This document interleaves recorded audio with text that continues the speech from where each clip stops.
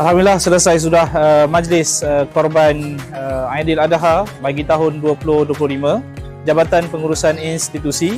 Program yang berlangsung sepanjang hari ini menggabungkan 3 baitul, Baitul Hasanah, Baitul Mawadah dan juga Baitul Salam.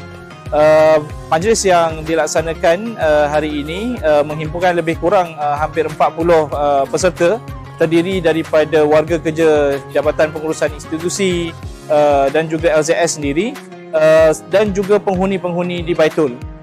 Dan program yang kita laksanakan hari ini sudah tentu dia ingin mencapai objektif yang utama, iaitu menghayati ibadah korban itu sendiri.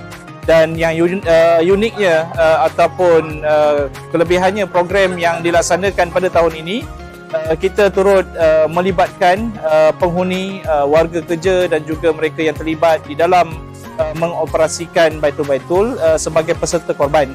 Dan kita mengharapkan agar natijah daripada program ini dapat memberikan insafan dan juga manfaat yang baik kepada semua peserta, tidak kiralah sama ada penghuni ataupun warga kerja dan mereka yang terlibat.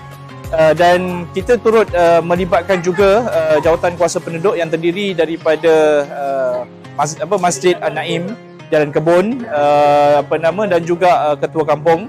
Dan kita mengharapkan ke hadapan lebih banyak program seperti ini dapat dilaksanakan dengan menggabungkan ketiga-tiga baitul.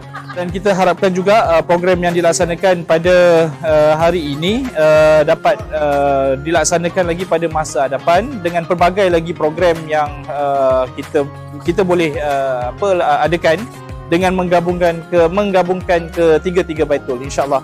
Dan saya wakili Jabatan Pengurusan Institusi ingin mengucapkan salam Aidiladha pada tahun 2025, insya-Allah. Terima kasih Lembaga Zakat Selangor. Terima kasih Zakat Selangor. Terima kasih Lembaga Zakat Selangor.